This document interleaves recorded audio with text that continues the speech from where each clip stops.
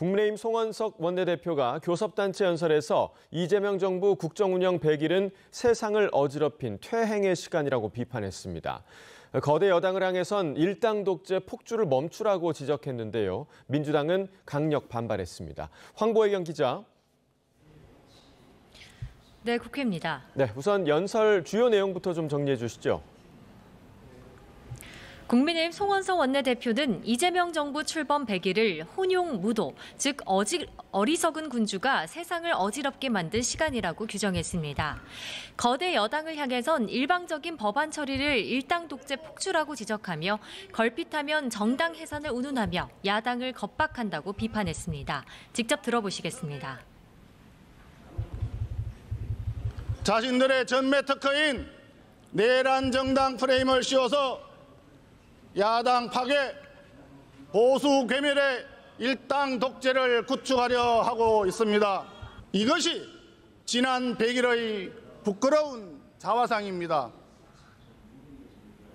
민주당이 내일 본회의 통과를 목표로 하는 덧셈 특검법도 야당 탄압용이며 내란 특별재판부 추진은 명백한 위헌이자 이 대통령 사법 리스크를 덮기 위한 사법부 장악 시도라고 깎아내렸습니다. 정부와 여당이 추진하는 검찰 해체 4법은 고스란히 국민에게 피해가 돌아갈 거라며 국회 사법개혁특위를 구성해 검찰개혁 방안을 논의하자고 말했습니다. 728조 원 규모 내년도 정부 예산안을 두고도 빚더미 포퓰리즘 예산이라며 재정건전화법 제정과 제로베이스 예산제도 도입을 위한 특위 구성을 제안했습니다. 지난달 민주당 주도로 국회를 통과한 5개 쟁점 법안도 조목조목 비판했습니다.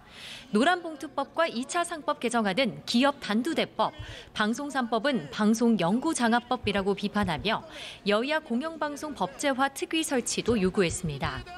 또 한미 정상회담은 빈손 쭉정이 회담이자 미국 조지아주 한국인 근로자 집단 구금 사태라는 사상 초유의 외교 참사를 가져왔다며 후속 협상에 만전을 기해달라고 정부에 촉구했습니다. 송 원내대표는 여야 민생경제협의체 구성 합의는 긍정적으로 평가하면서 국민의힘은 협치할 준비가 돼 있다고도 강조했습니다. 이어 집권 여당보다 먼저 민생을 살피고 유능한 정책 정당으로 거듭나겠다고 덧붙였습니다. 민주당 의원들은 연설 사이사이 반성하라고 큰 소리로 항의하며 반발했습니다. 민주당 이름을 나 홀로 독재당으로 바꾸란 송 원내대표의 말에 그럼 국민의힘은 내란당으로 개명하라고 맞받기도 했습니다. 민주당 정청래 대표는 연설 뒤 기자들과 만나 마치 반공 웅변대회 같았다며 연설문에 이재명 정부를 윤석열 정부로 바꾸면 딱 어울리겠다고 비판했습니다. 네, 어제 민주당 정청래 대표 연설에서는 협치 또 통합이라는 단어를 찾아볼 수가 없었는데 여야가 협치 물꼬를 틀 수 있을까요? 네, 이재명 대통령의 중재로 여야 대표가 악수까지는 했지만 어제 정청래 대표가 연설에서 내란, 위헌정당 해산을 언급하면서 분위기는 다시 냉랭해졌습니다. 민주당은 이를 협치 실종으로 확대 해석하는 걸 경계하고 있습니다.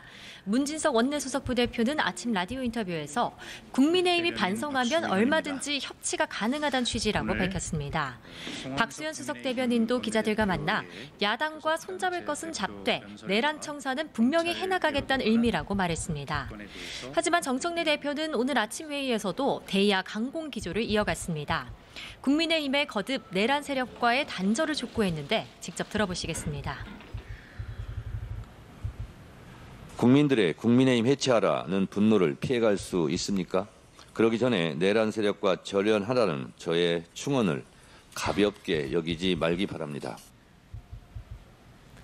이어 어제 연설 도중 노상원 수첩 내용이 현실이 됐으면 좋겠다고 말한 야당 의원의 말은 역대급 망언이라며 자수하고 사과하라고 공개 저격했습니다. 이런 가운데 여야 원내 지도부가 협치의 발판을 마련할지 관심입니다. 김병기 원내대표는 아침 회의에서 여야가 합의한 민생경제협의체에서 국민이 체감할 성과를 낼 수 있게 하겠다며 국민의힘의 화답을 기대한다고 말했습니다. 오늘 오후 여야 원내대표는 이틀 연속 만나 덧셈 특검법 개정안을 두고 막판 조율을 이어갈 예정입니다. 3대 특검의 수사 기간과 범위, 인력을 확대하고 재판을 중개하는 내용이 골자인데 야당의 요구사항이 얼마나 반영될지가 관건입니다. 다만 대법관 증언과 검찰개혁을 골자로 한 정보조직 개편 등을 두고는 여전히 이견이 커 쉽게 합의에 이르기 어려울 거란 전망도 나옵니다. 지금까지 국회에서 전해드렸습니다.